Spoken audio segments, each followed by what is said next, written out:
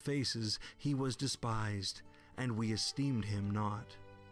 Isaiah 53 verse 3. My dearest Jesus, your holy face is soaked and stained with precious blood as your accusers press a crown of thorns into your head. The pain must have been excruciating.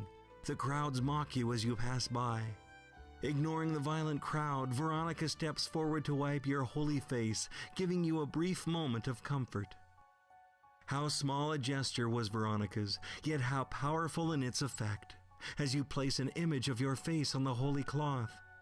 Lord Jesus, allow me to see your face in the ones I serve, at home, at work, at church. But also let me see your face in the poor and forgotten, the elderly whom few come to visit, the faces of the poor I see on streets and on television. Then let me, like Veronica, reach out to wipe your face with tenderness and compassion. For you said, Lord, just as you did it to the least of these, you did it to me. May this reflection help us to carry our daily crosses as we journey with our Savior. Celebrate the week that changed the world at St. Elias Maronite Church in Birmingham. Anaphora of the signing of the chalice this Holy Week on EWTN.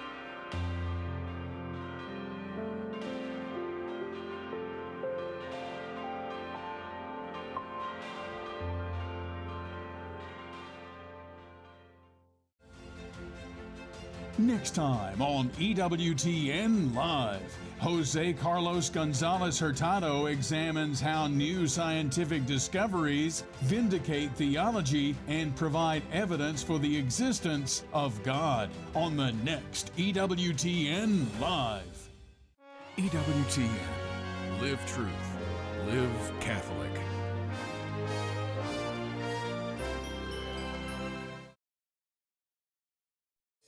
I'm Tracy Sabol. Tonight on EWTN News Nightly, Mayday, Mayday. A massive cargo ship issues a warning moments before it rams into a major bridge in Baltimore, causing it to completely collapse. We bring you the latest on the search and rescue efforts, as well as the wide-reaching impact it could have. Showdown at the Supreme Court. Justices hear the biggest abortion case since the Dobbs decision. We'll have analysis and a report with reaction from outside the court. Struggling to survive. Civilians at Rafah try to recover after Israel's latest missile attack. We have the details. And walking with Jesus. How thousands of the faithful will gather in New Jersey to witness the Passion of Christ. These stories and more tonight. From EWTN, the Global Catholic Network, this is EWTN News Nightly. Thank you for being with us on the Feast of St. Margaret of Clitheroe. Our top story tonight, a major bridge in Baltimore, Maryland collapsed early this morning after being hit by a cargo ship that had lost power shortly before impact. Construction workers and several vehicles plunged into the Patapsco River as a large section of the Francis Scott Key Bridge crashed into the water. Our Eric Rosales joins us from the scene with the latest. Well, good evening, Tracy. Yes, Secretary of Transportation Pete Buttigieg, along with the two other Democratic Maryland U.S. senators, paid a visit this afternoon to the crash site, reiterating that this is still a search and rescue operation, one that is a very excruciating day for the families of the missing. Secretary went on and to say that this is no ordinary bridge, that this is a lifeline for many of the industries, not only in Baltimore, but throughout the world. And he said that this will be rebuilt and and rebuilt fast with the help of Congress. Tony, if we can show the folks at home a little bit of the bridge itself, you can see that most of the key bridge is, in fact, in the water. Meanwhile, the search continues not only for the 6 construction workers, but possibly others who were on the bridge at the time it collapsed. We are still investigating what happened, but we are quickly gathering details. The preliminary investigation points to an accident. We haven't seen any credible evidence of a terrorist attack. Our hearts go out to all those who are on the bridge and their loved ones. We pray for them. Our gratitude goes out to the first responders who, as we speak, are out there continuing to conduct search and rescue operations. We will bring whatever resources that the FBI has to bear. We've already brought our crisis response, our victim services, and just recently our underwater search evidence recovery teams are on site. At 1:30 this morning, authorities say the freighter, which was from Singapore, was traveling about 8 knots in low power when it struck a main structure of the bridge, causing it to collapse. Officials say the vessel lost power and it issued an emergency mayday call shortly before the crash. Maryland's transportation secretary says at least 8 members of a construction crew were on the bridge when it went down. They were repairing potholes and other masonry work. Only 2 so far have been rescued. The cold and murky water is making rescue operations difficult. Once the warning came up and once notification came up that there was a mayday, who literally by being able to stop cars from coming over the bridge, these people are heroes. The Coast Guard is still actively searching at this time. We are using response boat crews from 2 of our local Coast Guard stations, one of our helo crews from an air station in Atlantic City, and also one of our cutter crews. Taking a closer look at the long-term effect, this is a major thoroughfare for ships, and all vessel traffic in and out of the Port of Baltimore has been suspended until further notice. As for the Key Bridge, the Transportation Authority has closed Interstate 695 in both directions, and cars are being detoured to other highways in and out of Baltimore. Officials say as many as 35,000 people per day use the bridge, which was built in the 1970s and was some 47 years old. It spanned 1.6 miles and had a price tag of more than $60 million when it was built. Officials say once the recovery effort wraps up, demolition and then construction of a new bridge will begin immediately. We are going to get this done. We are going to make sure that this is not just rebuilt, but that we are going to rebuild in a way that remembers the people who this tragedy has impacted. This bridge collapse is already having a devastating effect on the auto industry. GM, Toyota, and Volkswagen all use the Port of Baltimore extensively, and automakers are now forced to ship their cars to other ports so that they can be able to sell their cars in South American countries and around the world. I do want to share with you a graphic. This shows from the FAA. It's restricted fly zone area near the bridge as the search and rescue operations continue. Emergency crews are using drones, and the Coast Guard is using a variety of airships searching for anyone who still may be in the water. Again, a search and rescue operation is still underway throughout the clock around the hour. Everyone is just hoping and praying for a positive outcome. Tracy? Yeah, absolutely we are, Eric. Question, could there have been more people on the bridge at the time? You know, I posed that question to the NTSB, and they actually said that in their investigation, they did know about the 6 construction workers who were working on the bridge. They were filling potholes and other things when the bridge actually did collapse. They are still missing at this hour, but they say that right now they don't know if there could have been any others. They were able to stop some of the cars before the bridge actually collapsed, but right now their main mission is to search for just victims, and of course, they're all hoping for a positive outcome. Reporting from Baltimore, Eric Rosales, EWTN News Nightly. Okay, thank you, Eric. Well, President Joe Biden addressed the bridge disaster this afternoon from the White House. He says that he directed his team to move heaven and earth to reopen the port and to rebuild the bridge as soon as humanly possible. He spoke before heading off to North Carolina for a speech on the Affordable Care Act. White House correspondent Owen Jensen continues our team coverage tonight. Owen? Tracy, President Joe Biden also said he's incredibly grateful for the brave rescuers who immediately rushed to the scene. And he promised the people of Baltimore, we're with you, and that we're going to get through this together. And he added the Army Corps of Engineers is on the spot, ready to clear the channel and get those ships moving again. Speaking from the Roosevelt Room, President Joe Biden offers his condolences to the victims of the Francis Scott Key Bridge collapse. Our prayers are with everyone involved in this terrible accident and all the families, especially those waiting for the news of their loved one right now. The collapse is almost sure to create a logistical nightmare for months, if not years, along the East Coast, shutting down ship traffic at the Port of Baltimore and snarling cargo and commuter traffic. The president said the Port of Baltimore is one of the nation's largest shipping hubs, and jobs depend on it. It's also the top port in America for both imports and exports of automobiles and light trucks. Around 850,000 vehicles go through that port every single year. Earlier, the president posted this picture on social media in the Oval Office, being briefed on the collapse by senior administration officials. It's my intention that federal government will pay for the entire cost of reconstructing that bridge, and I expect the Congress to support my effort.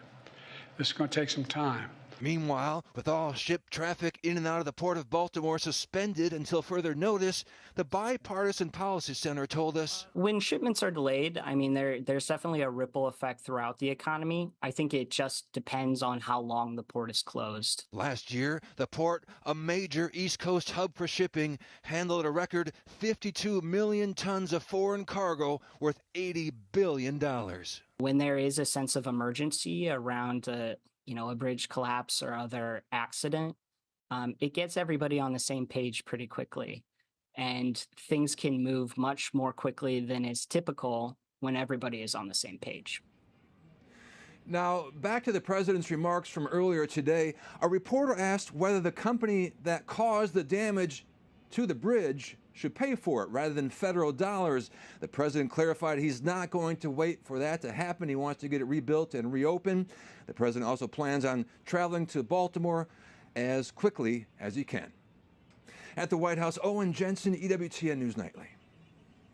All right, let's bring in Kathy Slaga. She is a Republican member of the Maryland State House of Delegates, and her district covers Baltimore County. Kathy, thank you so much for being with us. First, our thoughts and prayers are with everyone in Baltimore right now. Really just an unbelievable event. Is there any new information on this collapse that you can share with us right now?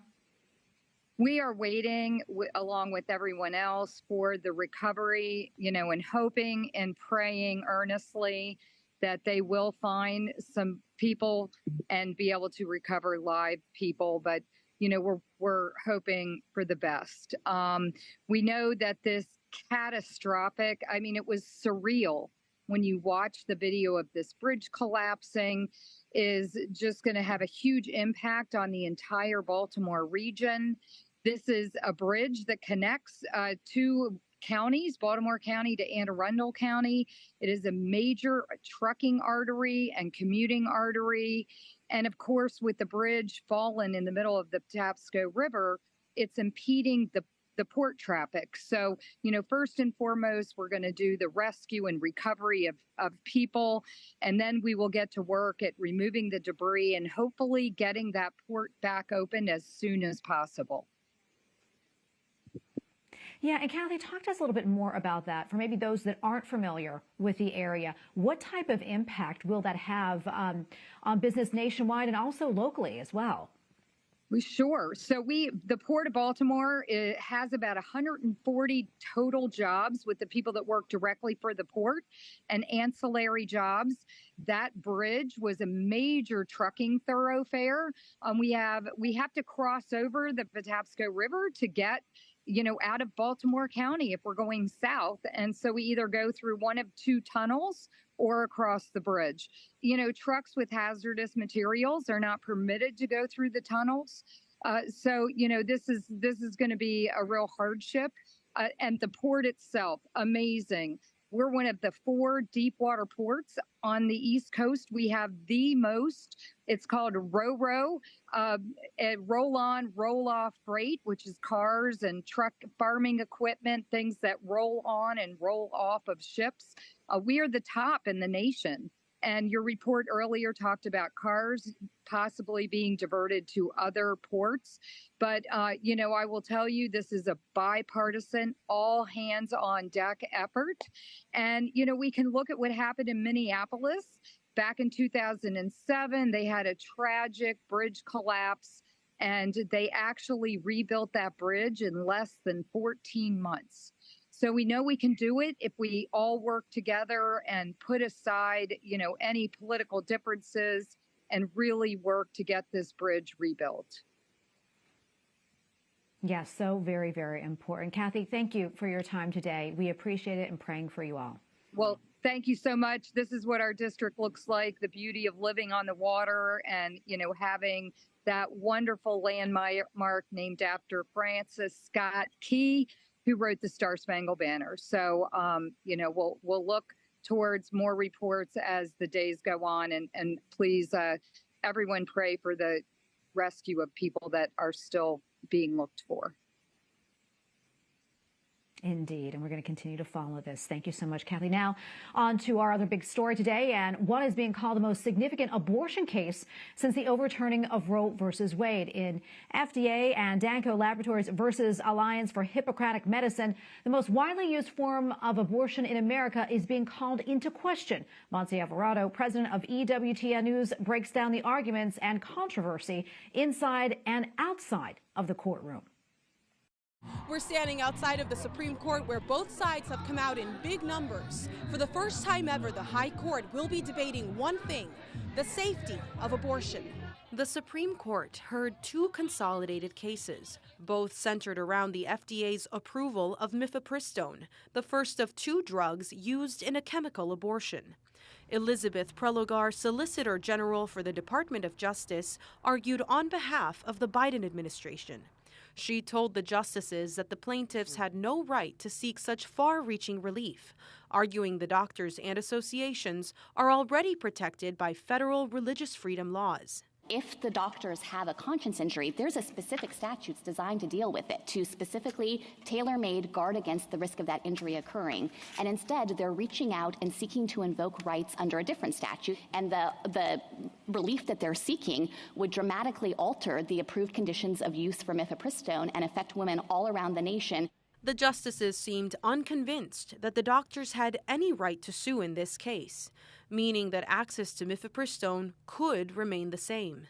And this case seems like a prime example of turning what could be a small lawsuit into a nationwide legislative assembly on an FDA rule or any other federal government action. They're saying because we object to having to be forced to participate in this procedure, we're seeking an order preventing anyone from having access to these drugs at all. And I guess I'm just trying to understand how they could possibly be entitled to that given the injury that they have alleged. Questioning the drug maker Danco Labs, Justice Alito attributed financial gain to their defense motives.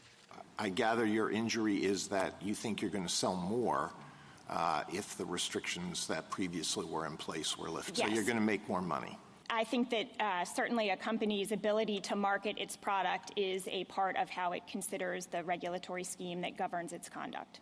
Aaron Hawley, senior counsel at Alliance Defending Freedom, represented the pro-life doctors at the High Court. So to speak to Dr. Francis at the beginning, there's been some confusion, I think, about the precise nature of the conscience harm. But if you look at JA 155, paragraph 15, she talks about her and other APLOG members who object not only to taking the life of an unborn child during an elective abortion, but also to, quote, completing that process. Vastly outnumbering pro-life advocates, pro-abortion groups led arguments of a different nature outside the court.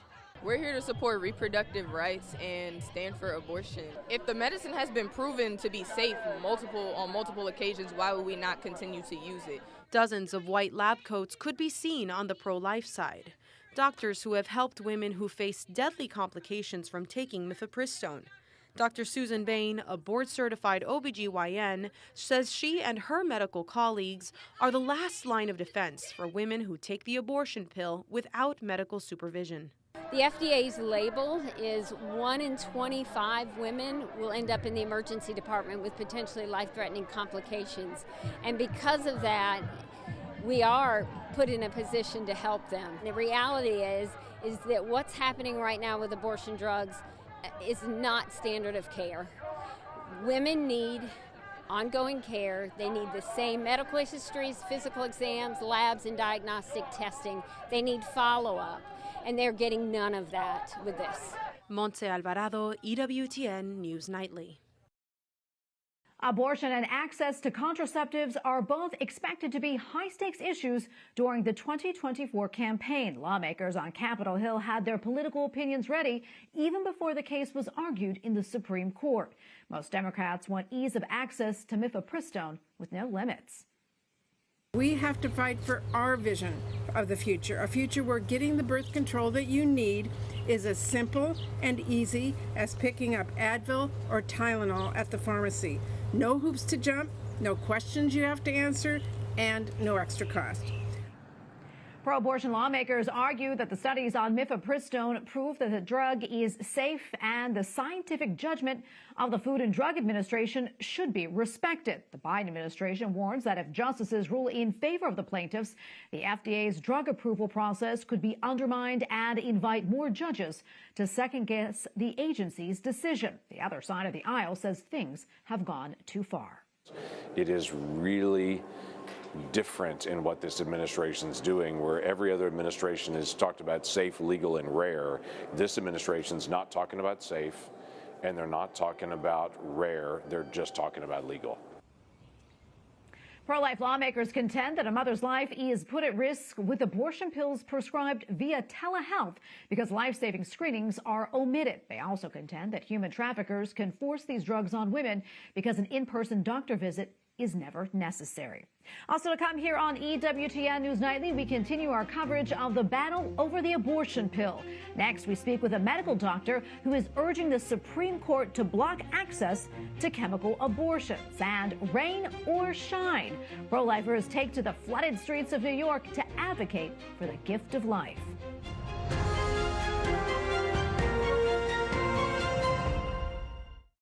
One of Mother Angelica's favorite devotions was the Stations of the Cross. Rita Rizzo would pray it regularly at St. Anthony Catholic Church in Canton, Ohio, and she continued to do so throughout her life. In honor of Mother and her legacy, EWTN Publishing brings you this special edition of Mother Angelica's The Way of the Cross, featuring images of the actual stations that Mother herself meditated on in her youth, with meditations taken from the scriptures, which were Mother's constant source of inspiration. Now you too can add this very personal approach of Mother's to your own private devotional prayer life. Mother Angelica's The Way of the Cross. Edited by Father Joseph Mary Wolfe. From EWTN Publishing. Now available at EWTNRC.com. or call 1-800-854-6316.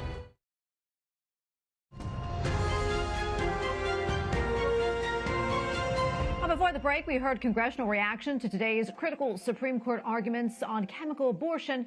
But now we turn our attention to the Catholic medical community and its stance on the ethics and safety of using mifepristone. Joining us now is Dr. Tracy Sabol, a radiologist who filed an amicus brief on this case on behalf of the Catholic Association Foundation. Dr. Christie, always so good to be with you. So tell us what stuck out to you when you were hearing these oral arguments today.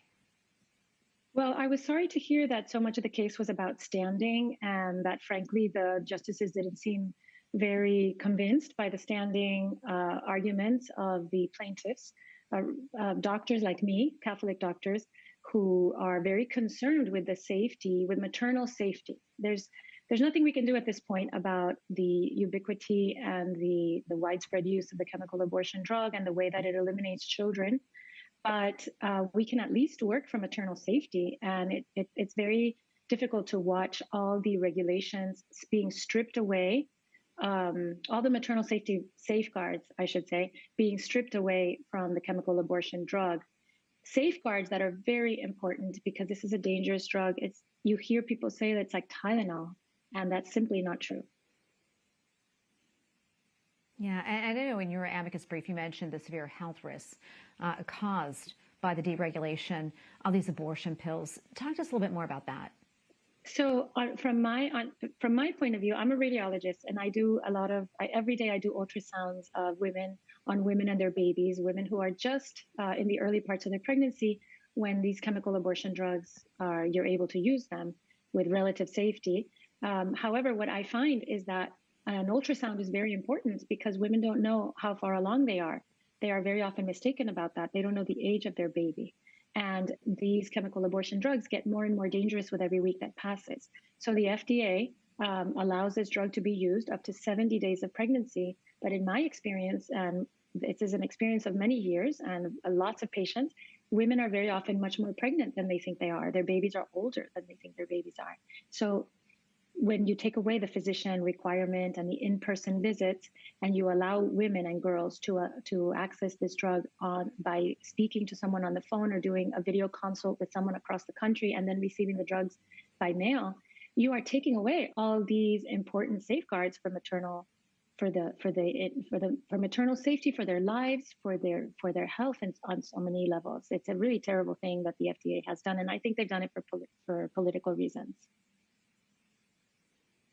Yeah, I know you also focus on the type of emergency room visits that could happen and how they would affect Catholic doctors and hospitals. Can you explain that to us? Well, because they've taken away the in-person requirement, right? So it used to be that to access this drug, you had to go see, first of all, a physician, not anyone else, but a physician. And the physician had to examine you in person, usually do an ultrasound to see really how pregnant the mother is, and then dispense the drug in person and then have a follow-up visit. So all these contacts with the physician were ways to avoid complications. And if there were complications, to treat for that physician who knows the patient, who knows the process, to treat the complication appropriately. What ends up happening when you have dispensing of the drug over mail, for instance, is women have these unavoidable complications, which are not rare, and they end up in emergency rooms being treated by doctors who don't know the story and who have to step in and sometimes basically participate in an abortion when they are not prepared to do that because they're either Catholics like me or Christians or other people of religious faith, or simply they're just ethical doctors who don't end lives. Well, so much more we can talk about, but we have to leave it right there. Thank you so much for coming on and speaking to us about all of this. We always appreciate it. God bless you. It's a pleasure for me. Thank you. Heavy downpours did not stop a joyous pro-life walk from stepping off onto the streets of New York City on Saturday. Organizers say between 350 and 400 people of all ages took part in the Gift of Life walk that weaved through Lower Manhattan. An increased police presence and barricades, however, did not stop pro-abortion protesters from trying to disrupt the event. They yelled profanities at pro-life demonstrators, and several of those protesters were arrested. Abortion is legal through all 9 months of pregnancy in New York. Up next on EWTN News Nightly, a New Jersey diocese prepares for its annual reenactment of the Passion of Christ.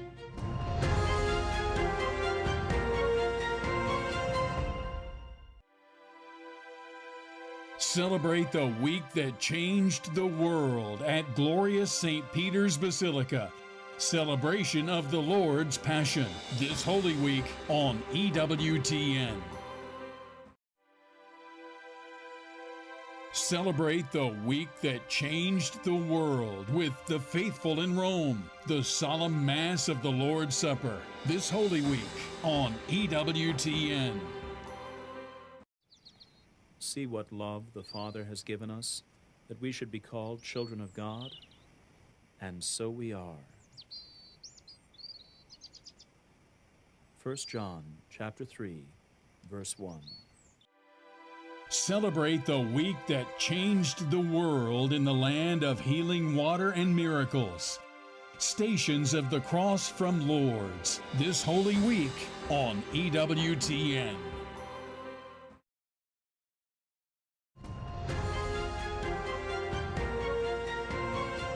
Welcome back. Israeli Defense Forces report that they have hit more than 60 terror targets over the last 24 hours. One of the hardest hit areas was in Rafah, where a strike hit a residential building. According to health authorities, at least 16 people were killed.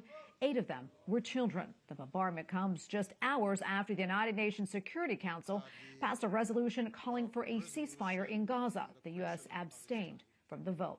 The abstention prompted the Israeli Prime Minister to abruptly cancel the visit of a high-level delegation to Washington this week. Despite that, Israel's Minister of Defense remained in D.C. for a second day meeting with Defense Secretary Lloyd Austin. The two discussed ways to defeat Hamas other than conducting a ground invasion of the southern Gaza city of Rafah. They also discussed the current humanitarian crisis.